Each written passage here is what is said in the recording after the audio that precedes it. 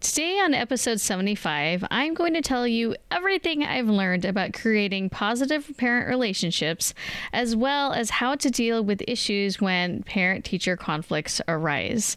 This is an important topic as you start off the school year because you want to set a positive tone with parents right off the bat, but you also want to be prepared for when you inevitably have a situation where a parent is unhappy with you.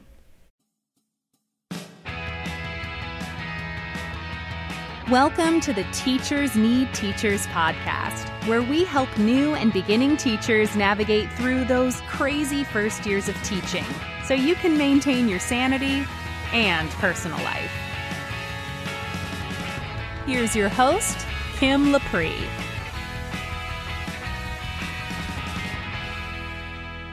Welcome to the Teachers Need Teachers podcast, a proud member of the Education Podcast Network.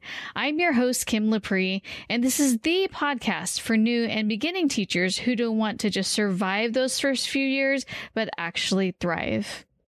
If you're new to the Teachers Need Teachers podcast, welcome. And if you're returning, welcome back. I truly appreciate you taking the time to hang out with me as I dive into the topic of parent-teacher relationships. I'd appreciate it, though, if right now you take a moment to look at the device you're on and hit that subscribe button so that you can have these episodes delivered to you weekly, every single Monday. This will be the most effort that you're going to have to make in terms of listening to this podcast because your device will then automatically download the newest episode and it'll be good for you to go to listen on your commute, at the gym, while you're cooking dinner, or just relaxing. Today's episode is sponsored by Tailor-Ed. Tailor-Ed is the next generation of differentiated instruction. As teachers, understanding and meeting the varied needs of each and every student in today's classroom is time-consuming, complicated, and overwhelming.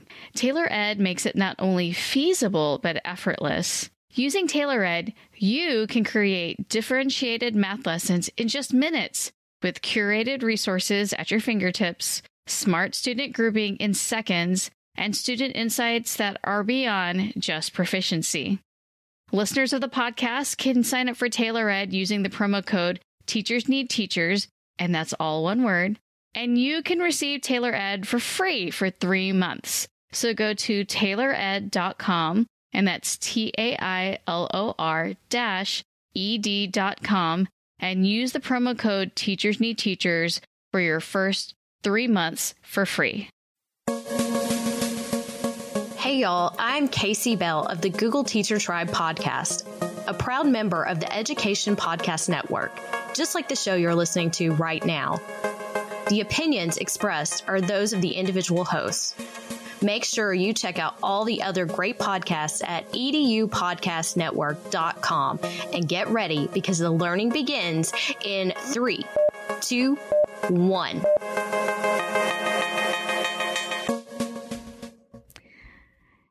Many of you know that I'm both a parent and a teacher. So like many of you, I've experienced this push and pull. On the one hand, there are times when I've unfortunately been that parent. And of course, I've also been that teacher. Why? Because I didn't know any better. Because I wanted to protect my darling child. Because I want to stand my ground as a teacher and not be bullied. And because I've been both a crazy parent and an unreasonable teacher, and because I am super reflective and always want to improve, as I've mentioned on many episodes, I've gotten better and have seen my faults. A lot of the faults in my ways. It's crazy to me when parents email or contact me about silly things. And I remember when I was that parent, when my daughter was in elementary. I mean, I put on my teacher hat. I can't believe I'm admitting this. I put on my teacher hat and questioned what her teacher was doing because I didn't think it was sound teaching practices. I mean, can you believe that? Can you imagine getting that type of an email? I was definitely embarrassed later about it, and I apologized. And of course, I've also been a teacher that thought that some parents were being ridiculous in terms of their demands and concerns, when in fact, they did exactly what I did to my daughter's teacher.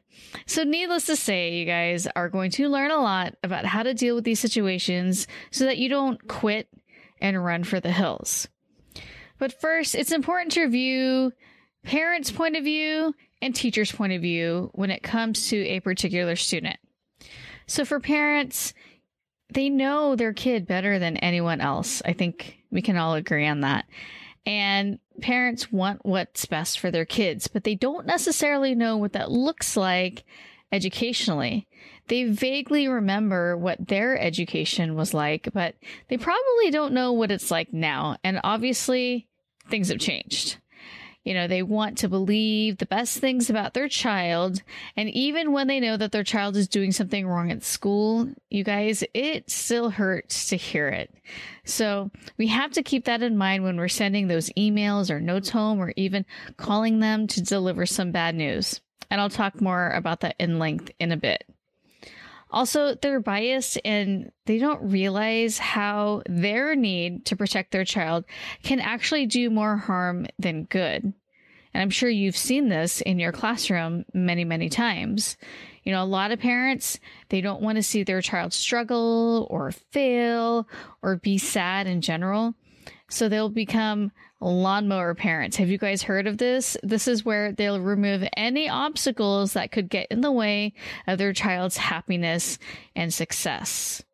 And of course, you know, this happens quite a bit. Very few parents enjoy seeing their child be sad or anxious or upset, but they forget that the productive struggle is actually good for the child and necessary for their growth. We know this. We know that their child needs to fail or, you know, not do so great the first time around. And then they have to reflect and they have to revise and do it again and get better. They get stronger that way. Now, am I making generalizations about parents? Absolutely. But these are just based on what I've seen in the many emails that I've received from parents when their child has an A- instead of an A. So this is just based on my experience as a teacher. Now, for us teachers, you know, we consider ourselves to obviously be subject area experts in the field, and we want to be treated as such. And it can be really frustrating when parents second guess our judgment, since you know, we know what's best for our students at that particular grade. And unfortunately, because of the tenacity of some parents, there's a lot of teachers that are afraid of dealing with parents and they will avoid it at all costs. In fact, I've known a teacher who, if there was some kind of parent-teacher conference where all the teachers had to be there, this teacher would take a day off so that they didn't have to go to that meeting and be confronted by the parent. Pretty crazy. So this means that they won't communicate when a student is doing something wrong and will just immediately send that student to the counselor or principal to deal with because they don't want to talk to the parents. They're either intimidated by parents, don't want to be hassled, don't know how to handle those parents, or some kind of combination of all of those. Now, I'm telling you right now, don't be that teacher. Ironically, these are the same teachers that also appear to have a lot of quote unquote problem students. It's a strange phenomenon that I've witnessed over and over again. So don't be the avoiding teacher. On the other end of the spectrum, there are also teachers that become combative with other parents. They have to be right and are completely unwilling to see the situation from the parent's point of view, even if they are parents themselves as well. They typically have many meetings with the parents and their administrator, and may even have a reputation for being a difficult teacher in those parent circles, because you guys know that parents talk.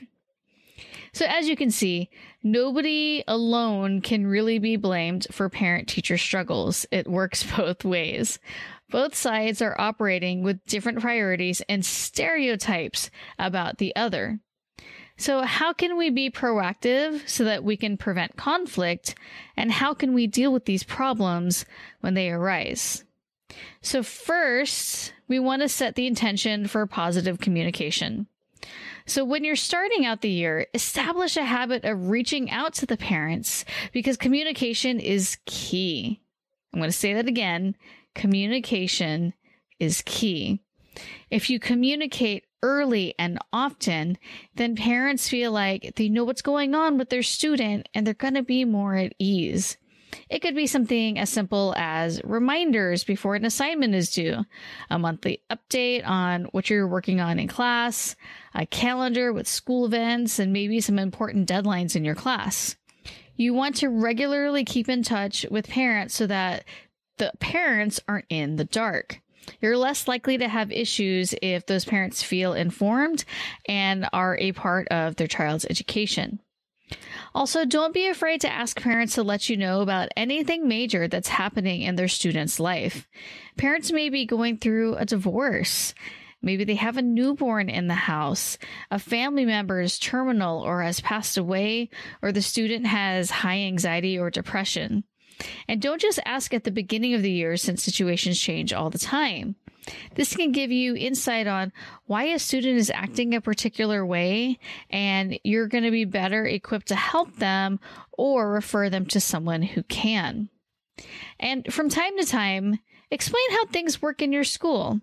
You'd be surprised how little information a school provides about things like what to do if a parent needs to take the child out of school early for an appointment, how to report an absence, how to contact a teacher, or how to add money to the child's food account.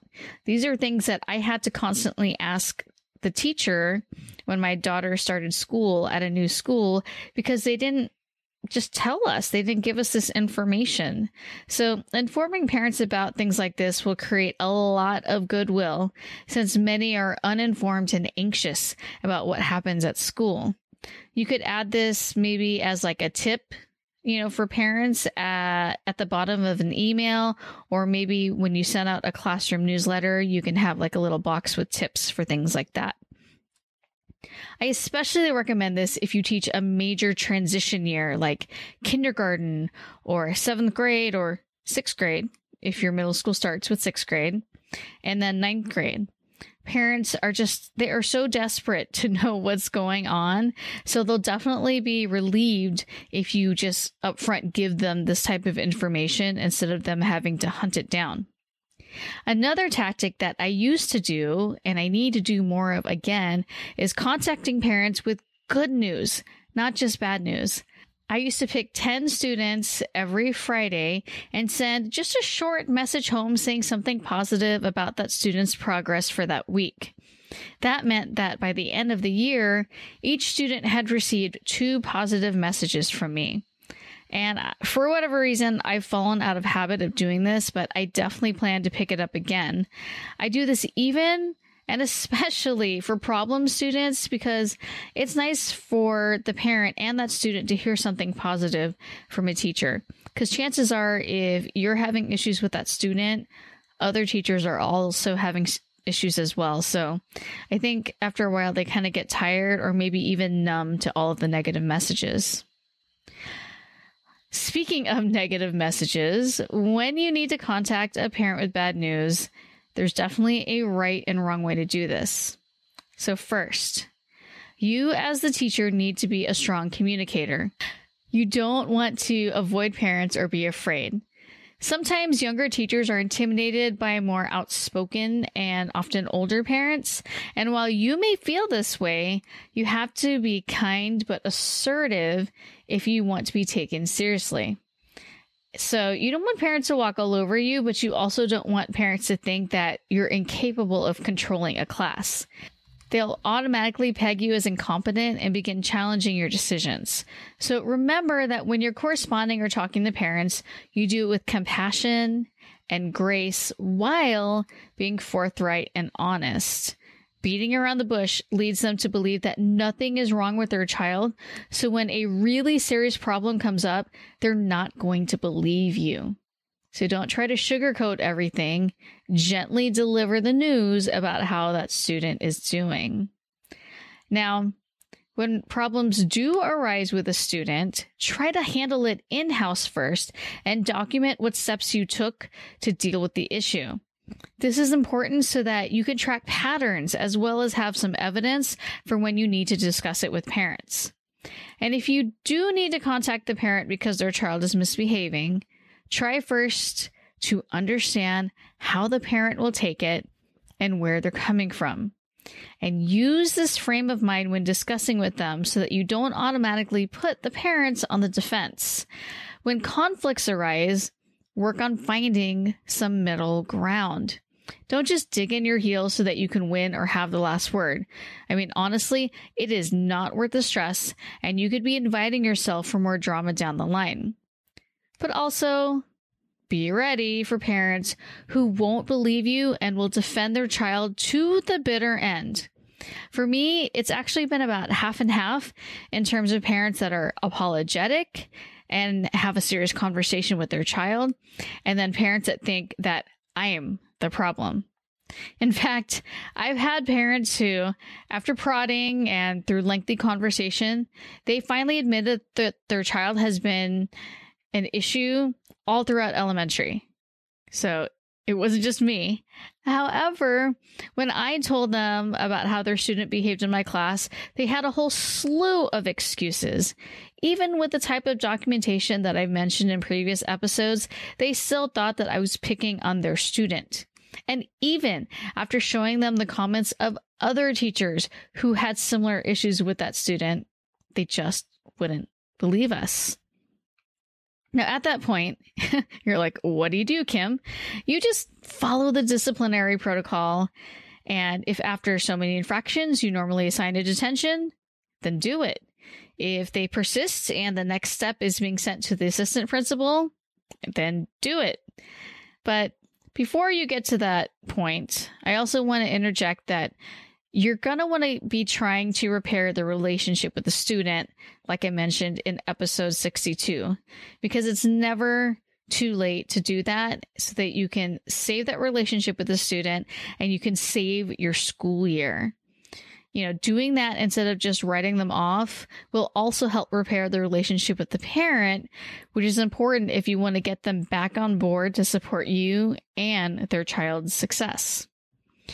And it's important to also keep in mind that when these types of situations do arise, it is not okay for parents to be abusive towards you. But you need to realize that the tone and intention that you come with make a world of a difference. These don't come across very well via email, unless you're good at being diplomatic online. And if we call after having a tough day, we may be unintentionally short and snippy. So stay calm and realize that escalating or getting dragged into an argument won't help the situation. Come in with the intention of working out a solution and not just telling on the student. That doesn't mean that you should let the parent walk all over you either. In episode 29, you might recall that I explained how I handled an angry parent email and the drama surrounding it. And I also give advice on how to still save face and not create a worse situation. So I'll put that in the show notes, but I definitely recommend that you check out episode 29 when it comes to receiving angry parent emails. Now, if the parent wants to get into an argument, don't take the bait. Be very matter of fact. And if they become belligerent, just tell them, if you're on the phone, that you're going to hang up now. And if it's via email, just don't respond and let your administrator know. At this point, you're going to need their help because some parents can make your life hell if this isn't resolved properly. And I'm crossing my fingers and hoping that you have an administrator that will back you up. So, one thing that's affecting all of this are preconceived notions. So here's how we're going to get past these. First of all, often both parents and teachers make assumptions about each other, like I mentioned in the beginning, which can be cleared up with purposeful communication. Parents assume that this one teacher is being incompetent and difficult, and that teacher is assuming that those parents are unreasonable and overbearing. So how do we get past this and find common ground? Well, first, it's important to keep in mind that both parents and teachers are dealing with the exact same struggles throughout their day. Okay, this is where empathy really comes in. I mean, have you ever had these thoughts? I'm tired. There's not enough time to get everything done. I'm so overwhelmed. I don't have enough help or support. I'm doing everything all by myself. I'm doing my best.